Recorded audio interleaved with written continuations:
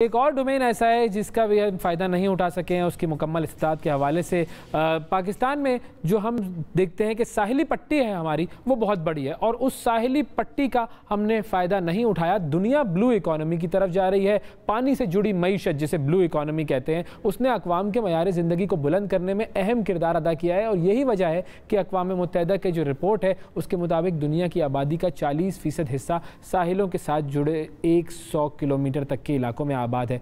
Karachi, Mumbai, Hong Kong, New York, Istanbul, तकरीबन दुनिया के तमाम जो बड़े तरक्की याफ्ता शहर हैं वो साहिल समंदर पर वाक़ हैं और साहिली अक़वाम मईशत का एक अहम सुतून समझी जाती हैं। 1000 किलोमीटर से ज़ायद पाकिस्तान की साहिली पट्टी है और 2,40,000 मुरब्बा किलोमीटर का एक एक्सक्लूसिव इकनॉमिक जोन और 50,000 मुरब्बा मीटर का एक कॉन्टिनेंटल शेल्फ जो है पाकिस्तान को एक अहम साहिली मुल्क बनाता है। लेकिन ब्लू इकॉनमी के हवाले से सूरत हाल हौसला अफजा नहीं है। बहुत सारे लोग तो ये जानते भी नहीं हैं कि ये ब्लू इकॉनमी क्या है और ब्लू इकॉनमी जो है उसका पोटेंशियल तकरीबन $1.5 अरब के करीब है, जो कि तरक्की याफ्ता ममालिक में ब्लू इकॉनमी से जुड़े किसी भी एक शोबे से भी कहीं कम है। ये सिर्फ जो है वो पाकिस्तान में इस वक्त हम ब्लू इकॉनमी से कर रहे हैं। पोटेंशियल कितना है और क्या क्या हम इस पर मजीद कर सकते हैं, इस हवाले से हम बात करेंगे। नगमाना ज़फ़र साहिबा हमारे साथ मौजूद हैं जो कि सीनियर रिसर्चर हैं national institute of maritime affairs की। अस्सलाम वालेकुम नगमाना साहिबा। वालेकुम सलाम, thank you so much for having me.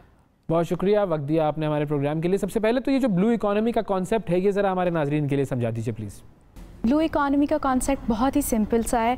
इसमें वो बात करते हैं कि आप समंदर से मुआशी तौर पर किस तरह से फ़ायदा उठाएं, जिसमें 2 या 3 चीज़ों को इंश्योर करें। नंबर 1, कोस्टल कम्युनिटी की इंक्लूसिवनेस उसमें मौजूद हो। नंबर 2, इन्वायरमेंटली सस्टेनेबल हो। नंबर 3, इनोवेटिव हो।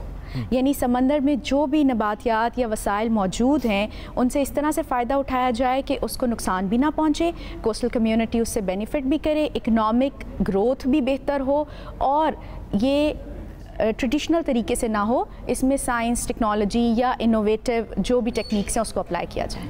ठीक है। अच्छा, अब जब समुंदर से फ़ायदा उठाने की बात होती है तो हमारे सामने 2 चीज़ें तो ऐसी हैं जिसके बारे में सबको मालूम है कि एक तो समुंदर से हम मछलियाँ और जो दीगर सी फूड है वो हासिल कर रहे होते हैं। दूसरी चीज़, चूँकि जो ट्रेड रूट्स हैं वो समुंदर के ज़रिए जाते हैं तो सारी जहाज़ों की आमदोरफ्त उस हवाले से होती है। इन दोनों चीज़ों के अलावा समुंदर से और क्या क्या इकनॉमिक फ़ायदे हासिल किए जा सकते हैं? बहुत कुछ। सबसे अहम चीज़ जो है वो है कोस्टल टूरिज़म, कोस्टल और मरीन टूरिज़म। दुनिया की आबादी का 50% से ज़ायद हिस्सा समंदर के किनारे वाबस रहता है। इसके अलावा टूरिज़म जो है, दुनिया में जितना भी टूरिज़म होता है उसका तकरीबन 70% साहिली इलाकों जो पट्टी है उसके ऊपर होता है। फिर टूरिज़म की सनत इतनी ज़्यादा है कि कहा यह जाता है, ट्रैवल एंड ट्रेड एक ऑर्गेनाइजेशन है, उनकी रिपोर्ट कहती है कि दुनिया में हर 10वीं नौकरी जो है उसका ताल्लुक टूरिज़म इंडस्ट्री से है। अच्छा। तो आप सोच सकते हैं कि सिर्फ मरीन और कोस्टल टूरिज़म ही एक वो इतना बड़ा सेक्टर है कि बाकी सेक्टर्स की हम क्या बात करें।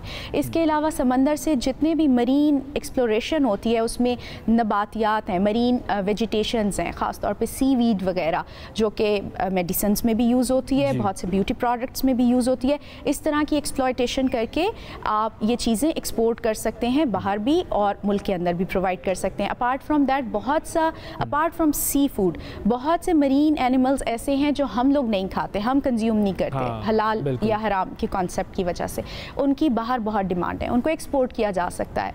फिर ये जो फार्मिंग है, एक्वाकल्चर और मैरीकल्चर है, इसमें आप सी फूड्स को भी उसी तरह से फॉर्म करते हैं जैसे आप दूसरी एग्रीकल्चर प्रोडक्ट्स को करते हैं या फिर आप फ़िश फार्मिंग करते हैं।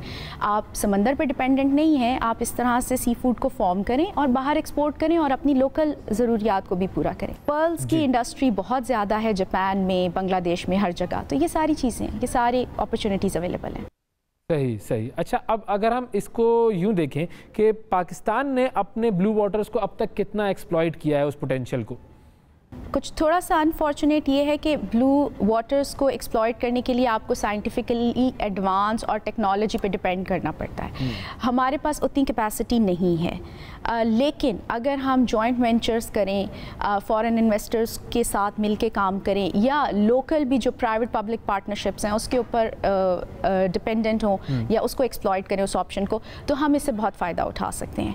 पोटेंशियल बहुत ज़्यादा है। ना सिर्फ ये कि फ़िश एक्सपोर्ट का पोटेंशियल ज़्यादा है, बल्कि मैंने मैंने आपको जो टूरिज़म का बताया है, इसके अलावा जो लोकल रिक्रिएशनल एक्टिविटीज़ हैं, जो आपका इंडिजिनस कल्चर है अलॉन्ग द कोस्ट, आप उसको सेल कर सकते हैं, आप फार्मिंग कर सकते हैं। पोटेंशियल बहुत ज़्यादा है, लेकिन अनफॉर्चुनेटली कोई ऐसी स्ट्रैटेजी अवेलेबल नहीं है, स्टेक होल्डर्स की कोई कंबाइन ऐसी आज तक वे फॉरवर्ड या विजन सामने नहीं आया। सो इस पे काम करने की ज़रूरत है। अब लोगों का अंडरस्टैंडिंग डेवलप हो चुकी है ब्लू इकोनॉमी के हवाले से, लोग कितना जानते हैं इस चीज़ को? मेरा ख्याल है कि अभी ये बहुत शुरू की बात है और इतना लोगों के दरमियान अंडरस्टैंडिंग डेवलप नहीं हुआ।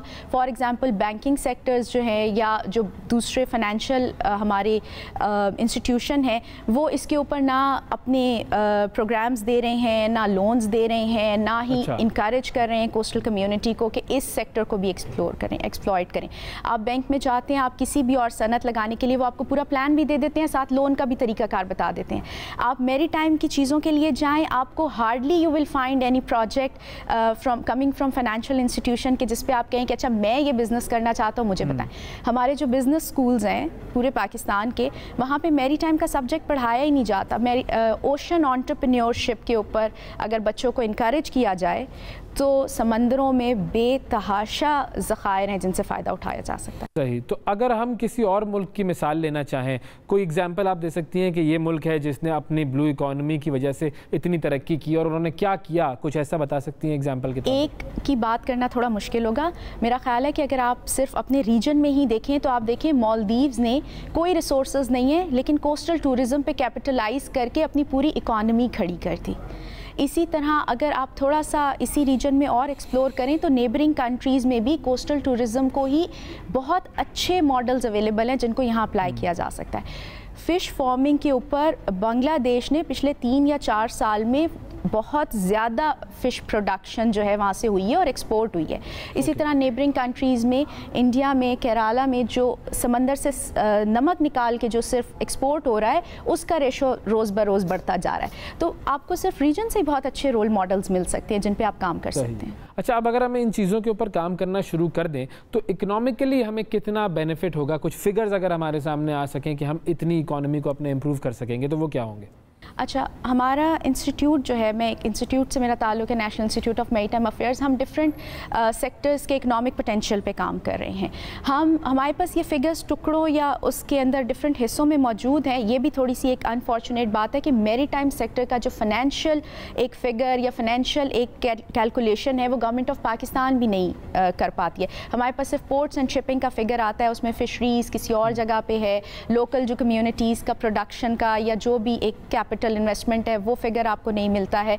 लेकिन एक चीज़ बड़ी जिससे कहते हैं ना अहम है, जिसके अगर हम कंसिडर करें, 1% हमारा फिशरीज़ का लेबर इसमें कंज्यूम्ड है। अगर यही सेक्टर सिर्फ ग्रो कर जाता है तो आप देखिए कि आपका जो लेबर कंजम्पशन है ओवरऑल कंट्री का वो बढ़ जाएगा। पोर्ट्स, गवादर पोर्ट के ऑपरेशनलाइज होने से वहाँ से आपकी ट्रेड और एक्सपोर्ट बढ़ेगी और रीजन से और भी अगर ट्रांसशिपमेंट हब बन जाता है तो शिप्स वहाँ पे आएंगे, वहाँ से आपको अर्निंग बहुत ज़्यादा होगी। सॉल्ट एक्सट्रैक्शन की इंडस्ट्री को अगर फैसिलिटेट किया जाए, लोगों को सही से बाहर की मार्केट्स के साथ कनेक्ट किया जाए तो यहाँ से ही लोकल इंडस्ट्री बहुत ज़्यादा फ़ायदा उठा सकती है। तो ओवरऑल जो मैरीटाइम सेक्टर है, दुनिया में जितने भी मुल्क हैं जिन्होंने तरक्की की है उनके मैरीटाइम सेक्टर्स बहुत स्ट्रॉन्ग है। उनका contribution in their national economy is very much tangible and calculatable. Unfortunately Pakistan में इस तरह से काम नहीं हुआ। We always say we are a sea blind nation. Sea blind nation है, बिल्कुल सही कहा आपने नगमाना ज़फ़र साहिबा। सी ब्लाइंड नेशन जो है, हम दुआ करते हैं कि काश हम अपने सी को सी कर सकें, देख सकें कि उसके अंदर पोटेंशियल कितना है। और आज के बजट में देखते हैं कि इस हवाले से कोई ऐसी चीज़ आती है हमारे सामने या नहीं।